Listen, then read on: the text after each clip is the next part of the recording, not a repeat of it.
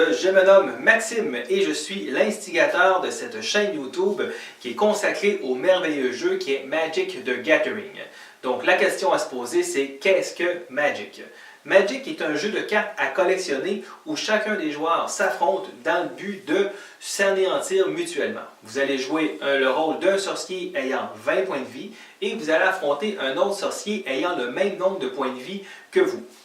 Avec l'aide de vos sorts, vous allez tenter de réduire le nombre de vies de votre adversaire à néant.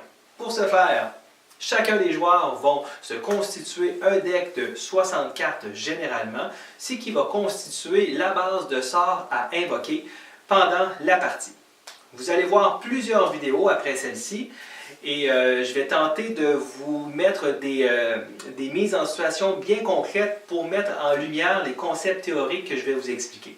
Plus concrètement, on va voir 6 points ensemble. Premièrement, on va regarder la description d'une carte Magic. Deuxièmement, nous allons regarder ensemble la façon dont mettre une carte en jeu, surtout au niveau des créatures et des cartes de dommages directs. Troisièmement, nous allons regarder le stack. Quatrièmement, on va regarder les règles de combat et d'attribution des dégâts.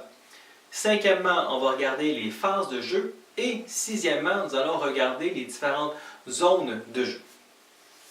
Dans Magic, il existe une règle d'or qui dit que si une carte contrevient au règlement, c'est toujours la carte qui a raison. Donc, vous allez voir plusieurs vidéos, comme je disais tantôt. Si vous avez une carte qui dit le contraire de ce que je dis, écoutez la carte. Vous allez voir que dans Magic, il existe plusieurs situations dans lesquelles la carte va contrevenir au règlement. Comme par exemple, une règle simple dans Magic, c'est que vous n'avez pas le droit d'avoir plus de 7 cartes dans votre main.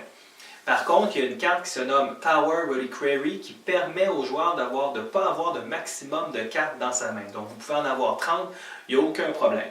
Donc, c'est le genre d'exemple que vous pouvez rencontrer en jouant à ce jeu. Donc, comme vous pouvez voir, nous avons du pain sur la planche. Donc, nous allons commencer tout de suite et vous allez voir que je vais utiliser Magic the Gathering Online pour pouvoir vous mettre les mises en situation pour mieux vous expliquer les situations de jeu.